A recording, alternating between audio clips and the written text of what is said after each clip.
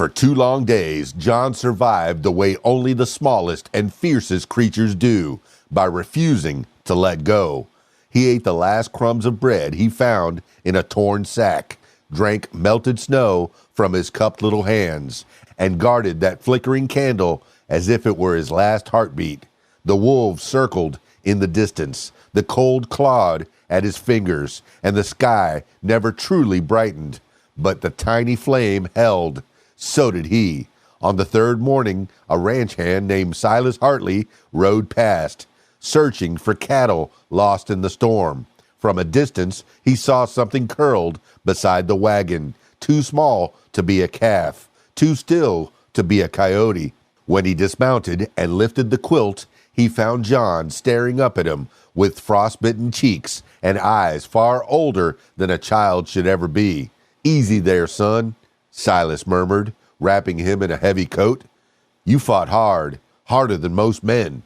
Back at the Hartley Ranch, survival slowly transformed into life. John learned to ride before his feet could properly reach the stirrups, learned to rope calves with hands barely big enough to grip the rope, and discovered that family could be built from kindness, not just blood.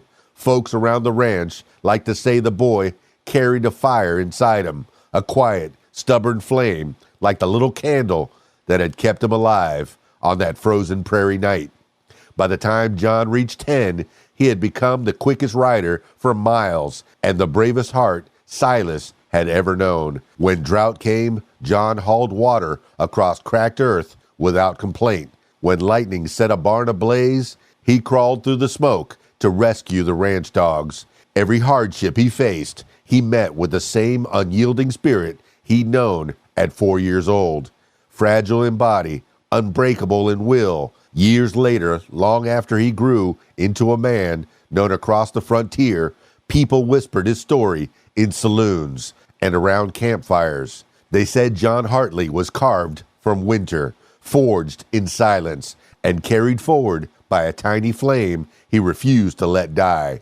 Because before he was a rider, a rancher, or a legend of the Old West, he was just a small boy in a blizzard, protecting one candle against the darkness. Stick around for more. KeysDAN, RadioWhat.com, DJLittleRock.com. Peace. I'm out of here.